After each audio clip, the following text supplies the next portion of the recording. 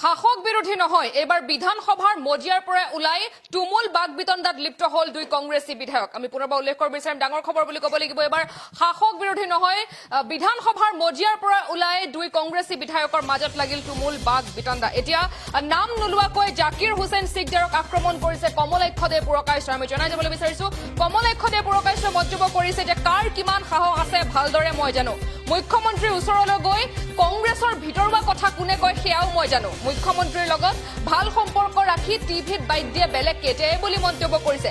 মোৰ হাতত তথ্য আছে, লাগিলে মই তথ্য ফাদিল কৰিম। এতিয়া নাম নোলোৱাকৈ জাকিৰ হুছেইন সিকদাৰক আক্ৰমণ কৰিছে কমলাক্ষদেৱ পুৰকায়স্থই।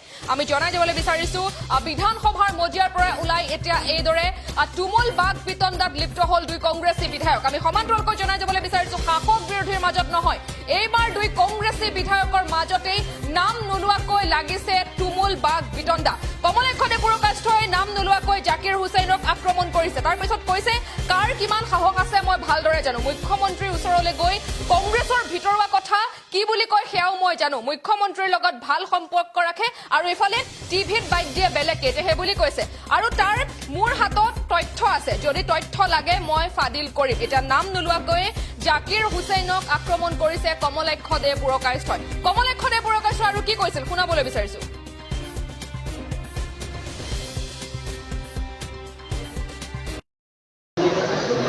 হাউসটো জানো তো, প্ৰত্যেকে জানো, না জানো কাৰ কিমান সাহস আছে কিন্তু ভালকে জানো। যেতিয়া বিধানসভাত কথাখিনি কোৱা হয়, তাৰ পিছতে এই কথাখিনি আমাৰ মুখ্যমন্ত্ৰী ডাঙৰীয়াৰ ওচৰত কোনে যাই কিনে কথাখিনি কৈ থাকে, কালি কি কৰিব লাগিব, কি হৈছে, আমাৰ ভিতৰীয়া কথা কি, আমাৰ ষ্ট্ৰেটেজি কি, এইখিনি বস্তু জানো নহয়। বস্তুটো কোনে কৈ থাকে, কোনে দিব, মুখ্যমন্ত্ৰীক ইনফৰমেশ্যন কোনে দিব, বিজেপিৰ লগত যাৰ ধৰম মৰম তেখেতে আহিব, আহি কিনে তাতে টিভিৰ সন্মুখত বাইট দিব।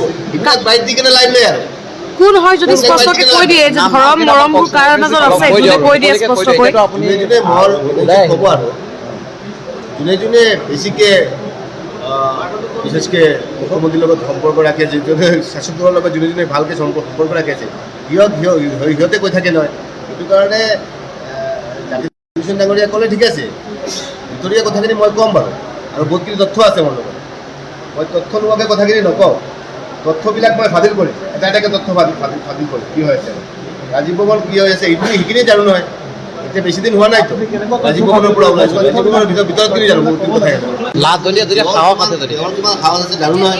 নাম নোলোৱাকৈ জাকিৰ হুছেইনক আক্ৰমণ কৰিছে কমলাক্ষদেৱ পুৰকায়স্থই। তাৰ পিছতে এতিয়া সদনৰ পৰা বাহিৰ কৰিব লাগে কমলাক্ষক। এতিয়া এই বুলি জাকিৰ হুছেইনে কৈছে, সদনৰ পৰা জাকিৰ হুছেইনক বাহিৰ কৰিব লাগে। কমলাক্ষক পৰিচয় দিছে কংগ্ৰেছে, তিনিবাৰকৈ বিধায়ক হৈছে কংগ্ৰেছৰ পৰা।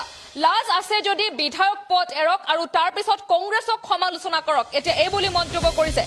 কমলাক্ষদে আজি কংগ্ৰেছক গাদ্দাৰ কৰি বিজেপিৰ হৈ ওকালতি কৰিছে বুলি মন্তব্য কৰিছে জাকিৰ হুছেইন সিকদাৰে। আমি সমান্তৰালকৈ জনাই যাব বিচাৰিছো, সদনৰ পৰা বাহিৰ কৰিব লাগে কমলাক্ষক, এতিয়া এই বুলি কৈছে জাকিৰ হুছেইন সিকদাৰে। এতিয়া এই বুলি কৈছে, সমান্তৰালকৈ কৈছে যে কমলাক্ষক কংগ্ৰেছে পৰিচয় দিলে, তিনিবাৰকৈ বিধায়ক হৈছে কংগ্ৰেছৰ পৰা। যদি লাজ আছে তেনেহলে বিধায়ক পদ এৰক আৰু তাৰ পিছত কংগ্ৰেছক সমালোচনা কৰক বুলি এটা মন্তব্য কৰিছে জাকিৰ হুছেইনে। আৰু কি কৈছে শুনাবলৈ বিচাৰিছো। বিধানসভাত পবিত্ৰ বিধানসভাত এটা নিয়ম আছে, মোৰ চিট পদ, মই মোৰ চিটৰ পৰাহে বিধানসভাত কথা ক'ব পাৰিম। আজি কমলাক্ষদেৱ পুৰকায়স্থই বেলেগ এটা চিটত গৈ চৰকাৰী পক্ষৰ হৈ কথা কৈ আছে। আমি লগে লগে অধ্যক্ষ ডাঙৰীয়াক জনাইছোঁ যে কোনো এজন বিধায়কে নিজৰ চিটৰ পৰিৱৰ্তে বেলেগ চিটত গৈ কথা ক'ব নোৱাৰে, আৰু যদি কথা কয় তেওঁক সদনৰ পৰা বাহিৰ কৰি দিব লাগে, বহিষ্কাৰ কৰিব লাগে। কিন্তু অধ্যক্ষ ডাঙৰীয়া একো কৰা নাই। গতিকে অধ্যক্ষ ডাঙৰীয়া একো কৰা নাই, নিয়ম মতে একো কৰা নাই। গতিকে আমি কমলাক্ষদেৱ পুৰকায়স্থ ডাঙৰীয়া, যিজনে কংগ্ৰেছ দলে যিজনক তিনিবাৰকৈ বিধায়ক বনাইছে, যিজনে কংগ্ৰেছ দলে আজি কমলাক্ষদেৱ পুৰকায়স্থ হিচাপে গোটেই সমগ্ৰ অসমে চিনি পায়, এই পৰিচয় কংগ্ৰেছ দলে কৰাই দিছে। এই কংগ্ৰেছ দলৰ লগত গাদ্দাৰী কৰি বিজেপিৰ লগত গৈছে, তেওঁক মই চেলেঞ্জ কৰিছোঁ, অকণমান যদি কমলাক্ষদেৱ পুৰকায়স্থৰ লাজ আছে বিধায়ক পদটো আগতে বাদ দিয়ক।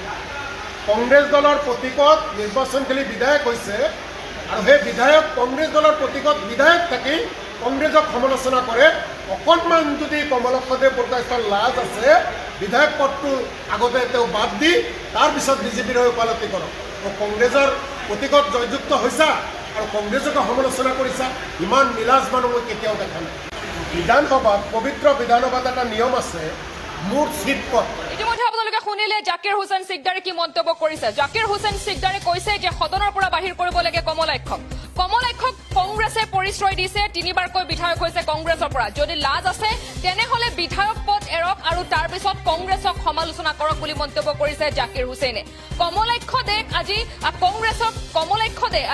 কংগ্ৰেছক গাদ্দাৰ কৰি বিজেপিৰ হৈ উকালতি কৰিছে আমি জনাই যাবলৈ বিচাৰিছো সেই বুলি এতিয়া জাকিৰ হুছেইন সিকদাৰে কৈছে সমান্তৰালকৈ কিন্তু নাম নোলোৱাকৈ সেই জাকিৰ হুছেইনক আক্ৰমণ কৰিছে কমলাক্ষই সেই প্ৰসংগত কমলাক্ষই কৈছে কাৰ কিমান সাহস আছে মই ভালদৰে জানো মুখ্যমন্ত্ৰীৰ ওচৰলৈ গৈ কংগ্ৰেছৰ ভিতৰুৱা কথা কোনে কয় সেয়াও মই জানো মুখ্যমন্ত্ৰীৰ লগত ভাল সম্পৰ্ক ৰাখি টিভিত বাইট দিয়া বেলেগে মোৰ হাতত তথ্য আছে যদি লাগে তেনেহলে সেই তথ্য মই ফাদিল কৰিম